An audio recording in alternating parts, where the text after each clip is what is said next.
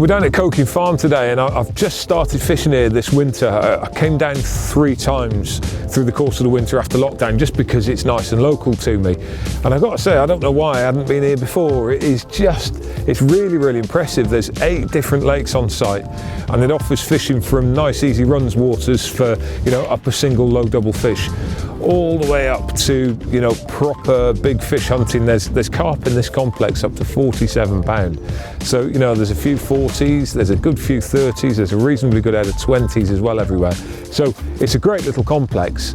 Obviously coming in cold in the winter, it's a little bit different to coming in the summer. So it's a bit of a case of working it out and also not being able to do nights. It's been an interesting challenge, but there are some magnificent fish here, and I've caught quite a few of them too through the course of my little trips. So it can be very productive. So here we are back. Day Ticket Travels 2021, and it's springtime. The sun is out, the sky is blue, it's a beautiful day, and that's all rubbish, isn't it? Because it is freezing. Well, I think the attire gives the game away, Rob, doesn't it? It's an easterly, mate, and it is very. It shouldn't be. It's March. It's March. It is March now, actually, isn't it? But, it is March. There you go. So, Coking Farm. I've never been here before, mate. I know you've done a little bit here, yes. Not a lot, to be fair. So it's my first visit here. Impressive. A lot of lakes on site. Come down in the winter, actually, because it's fairly local to me, and I don't know why I've not visited before. You know, There's a great range of fishing on offer, from runs waters to big fish waters as well. Yeah, lovely. And the plan is just to try and get a bite. Well, we've got a day. It's a day session, which is everyone's. We're still on day onlys at the moment, unfortunately, but hopefully that will change very, very soon. But we joined the queue like everybody else. We've come down. We're on rush. And we have rushed, actually. Yes. The rods are in. We'll get back to that in a little while with you. But I think for now, because we're free, look at that. Look, watch. How cold is that? For now, I think the kettle, don't you? Definitely. Definitely the kettle on.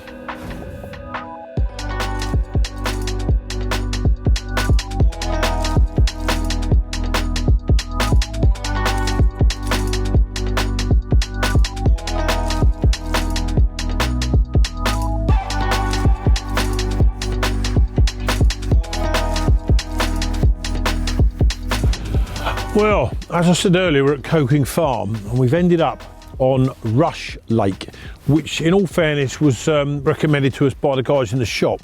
It has done a few fish lately, although we've ended up at the end, which is on an easterly, so as you can see with this, but this is also the area of the lake that's done a few fish in the not too distant past, over the weekend I think it was.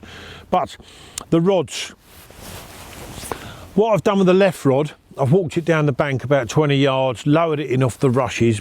I bounced the lead along the edge and found a bit that felt a little bit more firm. I've done a 4-inch braided hook link on that with a pink hit and run trimmed down so it just wafts down to the lake bed. Bag of oily pellet and 2 little handfuls of pellet literally right on top of it, just dropped down the line really. I walked it back about 10 yards, that's on the buzzer. The other 2, I've gone for my favourite little pink hit and runs, 12 millers. On Ronnie's little bag of pellet. Now, we were told if you fish real close to the island, you're talking about this sort of depth, and then she drops down nicely. Well, both of them I've done between probably 8 or 10 foot off the island. I'm guessing it drops to sort of 6, maybe 7 feet, quite soft. They're about 2 rod lengths apart. There's a willow on the island. I've gone just left of that and almost where the island turns away from me. So that's where we are at the moment. Real oily pellet in the bags, because they are pellet fish. It's murky water. What I've found with venues like this is the smellier you can make that little bag of attraction, the better it is. We've got all day, as we discussed earlier, and it is only a day, so and it's freezing cold. I'm making excuses already, but we've been here about an hour now. I've had a couple of liners. We've had that cup of tea we spoke about. All it is now, lap of the gods.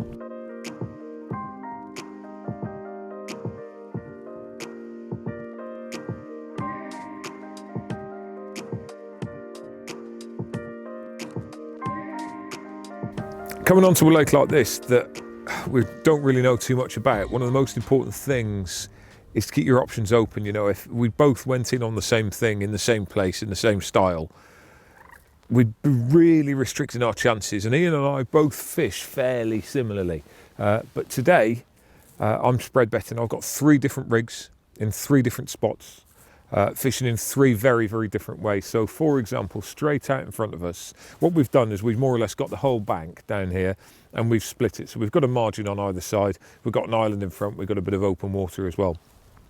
So I've gone out towards the island and I've seen where Ian's cast, and I've just gone a little bit further up the shelf, so it's shallow dropping down to a slightly deeper area in the middle. So he's more or less down at the bottom, I'm a little bit higher up there, and I've got a yellow balanced bait up there on the bottom, critically balanced, and my thought is that if he's fishing pinks out there and I'm on yellows, it might show a bit of difference on colour.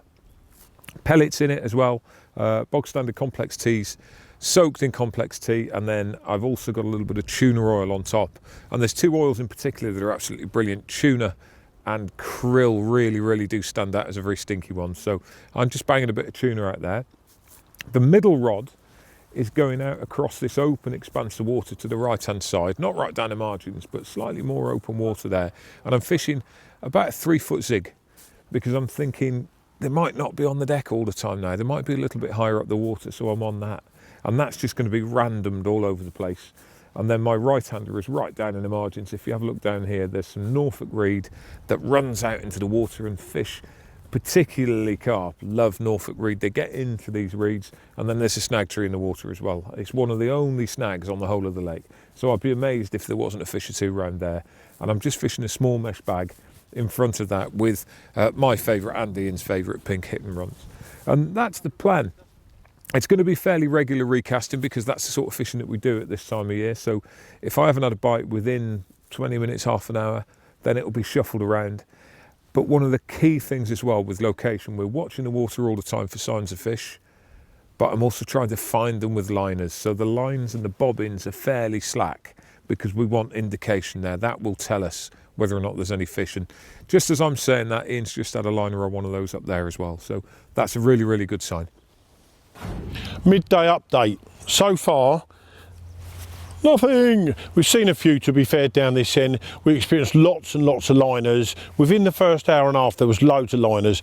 The area behind me where I've got a margin rod, where you just lower it and I donked it around. As I said earlier, I found a slightly firmer bit, just literally a 10-foot rods, just a rod length off. A little bit of slicking coming off that, so I'm quite happy to keep that there. Started fishing close to the island, which is very shallow, but it's quite warm now, so the liners we were getting then, so we gradually dropped the rods back and back, so we're about mid-water now. Liners have ceased. I don't think we scared them off. I do think there's still a few fish around. Maybe we're on the line now, just short of them, but we've got a few hours left this afternoon. The lake hasn't done a single bite yet today, so we're not too despondent. Although I don't like going on the fact that no one else has had anything, you know, nor have we. I like the fact that I think Rob just hit the tree there, so I'm looking over the back of his shoulder there. Never mind, we won't say anything about that. But we've got a few hours left. We'll keep punching away at it. You work harder on a day session anyway. Let's hope late afternoon is when the fish have been coming out. Right, just seen a fish roll a little bit further off the bank than where I've been putting that margin rod all day. So, bit of a rush going on. I've put 2 extra bags there, small bags, pinged them out. This one is now going in position. So, as I said, bit of a rush. Get him in there before he moves off. Right. As I said earlier, I've been baiting up about maybe 8 or 10 foot off the bank up here off the reeds. I've just seen look like a really good fish roll 15, 20 foot off, so nice big fat bag, as you can see there. And we're going to flick that out now where we saw him roll, and that will do us. Oh yeah, that's deep. Bottom of a ship. That's deeper than what I have been fishing, so fingers crossed. After dropping the rod slightly further down the shelf where Ian saw the fish show, it didn't take long before it was away.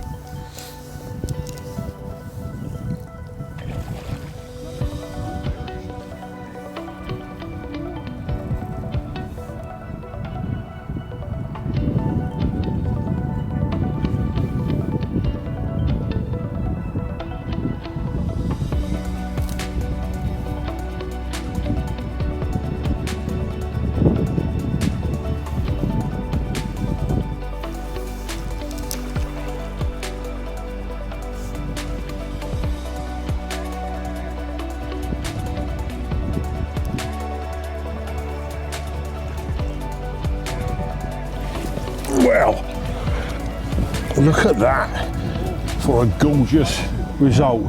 £21 odd. Now doesn't that pay to keep your eyes open?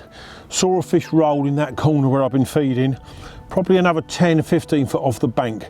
Literally pulled it in, put a bigger bag of pellet on with a little white hit and run, 10 minutes. What an old saying, 10 minutes in the right spot. But if I hadn't clocked that fish rolling, I'd have been quite happy to leave him there.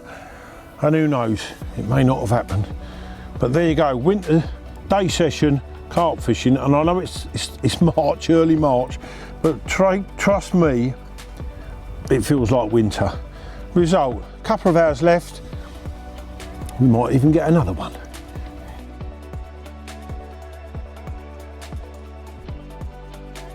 Well, that's it. As usually the case, we will show you warts and all what we're up to.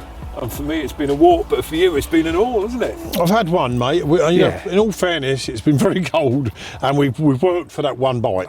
And it was only seeing it, you know, in the corner, Rob. Without that, if we'd have been looking the other way, literally 5 minutes, wasn't it? And you know, we're going to say the same thing over and over and over again when we do these things. You go out, if you see a fish, just opportunist captures like that, you've got to act on it, haven't you? £20 fish, so you know, can't complain. A winter day session, one bite, a nice low 20, pretty fish.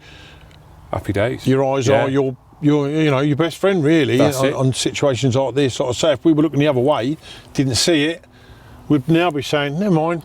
Easy to sit on that, isn't it? Yeah. Easy to sit on that. Yeah, and most miss out people on these do. things, But so I've really enjoyed it, other than the easterly wind. But there it is, another day ticket travel done. We'll be back again very soon, hopefully when it's a little bit warmer. Yes, and I can have shorts on. Maybe. Oh.